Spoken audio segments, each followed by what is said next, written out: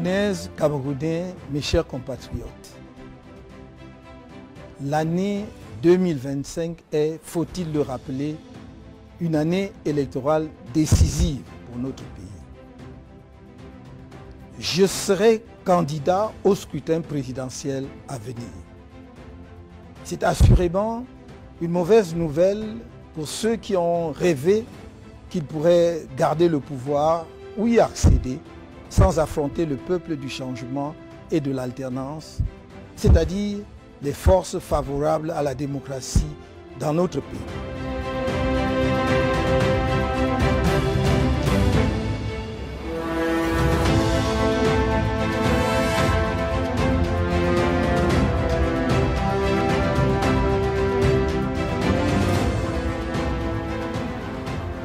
$6 milliards n'est pas énorme en effet, mais ce n'est pas si modeste que ça. Si nous atteignons notre objectif de 6 milliards, croyez-moi, nous battrons une campagne à la hauteur de 6 milliards et vous verrez la différence. Donc, mais il s'agissait surtout pour nous d'arrêter un budget réalisable, pour ne pas dire réaliste. Nous connaissons aussi la situation de nos compatriotes. Elle n'est pas des plus reluisantes. Il y a des fortunes énormes au Cameroun. Il y a des gens, en particulier dans les circuits administratifs ou ailleurs, qui sont beaucoup enrichis. Mais il ne faut pas confondre ce petit groupe ou cette minorité avec l'ensemble de la population qui est dans la souffrance. Et donc nous avons fixé un budget auquel peut participer chaque Camerounais à la hauteur de ses moyens et nous permettre en réalité de mener la campagne.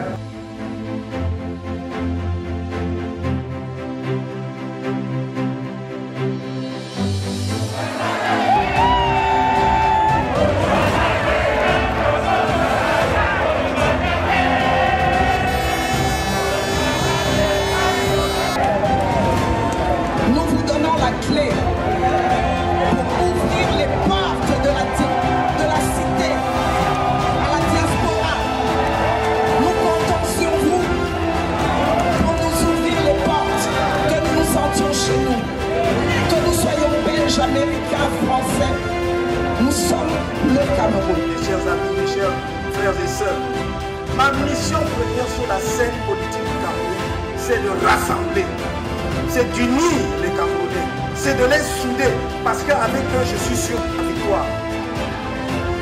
C'est comme ça que ça va se passer. C'est de les souder. On nous a trop divisés et on nous a perdu 40 ans. Il y a 7 ans, on nous a volé la vie. Qu'est-ce qu'on en a fait?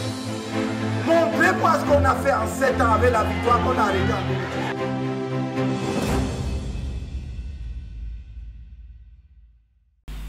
2018. Le candidat du Manidem, le candidat de l'APC, le candidat du peuple pour le changement est prêt à affronter quelque adversaire que ce soit. Mais une fois de plus, pour ceux qui ne l'ont pas suffisamment compris, nous gardons les bras largement ouverts parce que, comme l'a dit le président Ekane et le président honorable Jean-Michel Nietzsche, il y a encore beaucoup de travail et beaucoup de choses sont encore possibles d'ici la publication, disons l'impression des bulletins de vote. Voilà, nous prenons les élections les unes après les autres. Voilà. Nous n'écrivons pas l'avenir par anticipation. Donc le président Ekane est à côté de moi. Si Dieu nous donne vie, c'est dans 3 mois, on saura où est-ce que nous en sommes.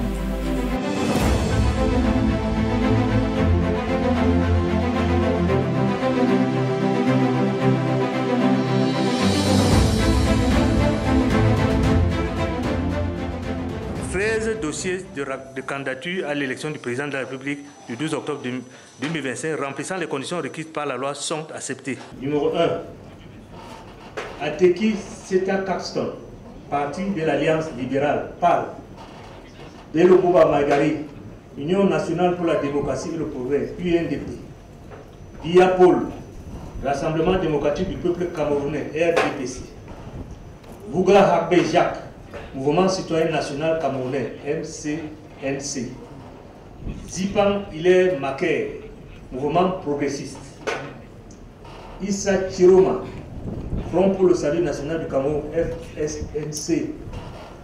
Yodi Iram Samuel, Front des démocrates camerounais, FDC. Kumo Pierre, Union des mouvements socialistes, UMS. Libi Lingue Cabral, Parti camerounais pour la réconciliation nationale, PCRN.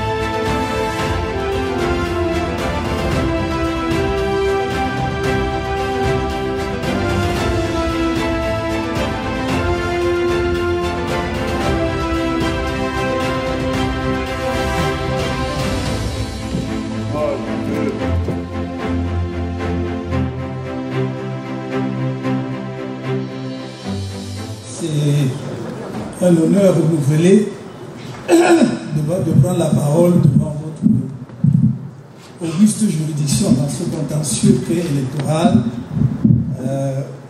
portant sur les questions de candidature à l'élection du 12 octobre 2025. Je prends la parole brièvement sur ce point, Monsieur le Président, parce qu'il peut y avoir des éléments d'apparence qui font croire qu'il y a la connexité. Mais ayant suivi, mais nous le savions également, divers rapports depuis ce matin et votre jurisprudence constante sur, par exemple, la question d'investiture, il ne vous aura pas échappé que dans les deux dossiers, les parties où les requérants ont abordé la question de façon différente.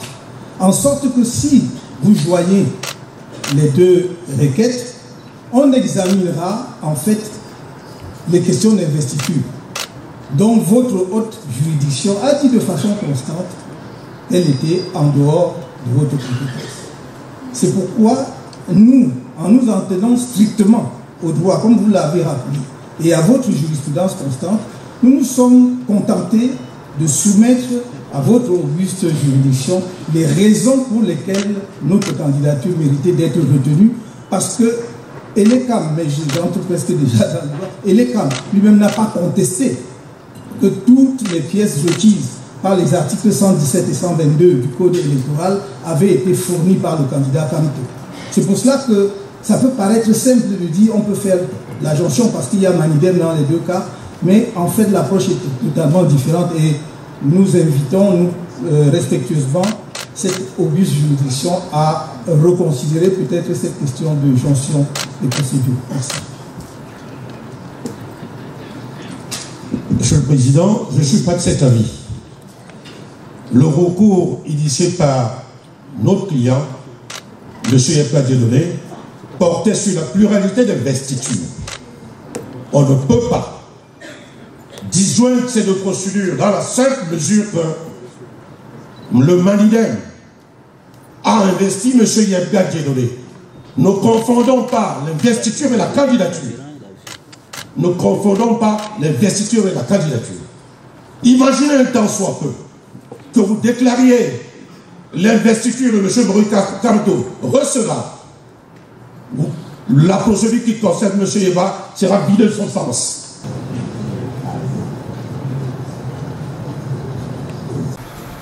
À M. Kamto Moïse du désistement du recours numéro 18 déclare les autres recours recevables en la forme. Au fond, les rejette comme non justifiés. Laisse le dépendre à la charge du trésor public et ordonne les informations appropriées.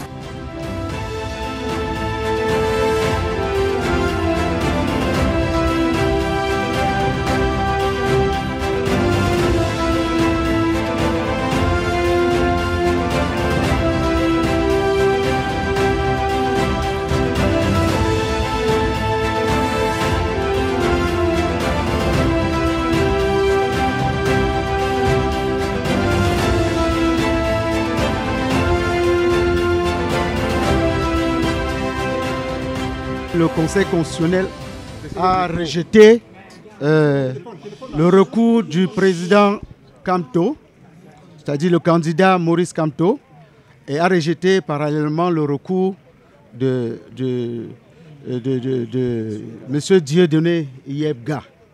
Donc, ce que nous pouvons dire à la presse aujourd'hui, c'est que le droit n'a pas prévalu, parce que si le droit prévalait, forcément, le Conseil constitutionnel devait se pencher sur les notions d'authenticité et les notions de fraude, qui ont été brillamment exposées au cours des débats. Donc le Conseil constitutionnel a consolidé la fraude, c'est-à-dire à partir des actes frauduleux, on peut donc entacher le processus électoral. C'est pour ça que nous disons que ce n'est pas la victoire du droit, mais c'est la victoire des manœuvres politiques. Et nous pensons à notre niveau que notre travail était déjà fait.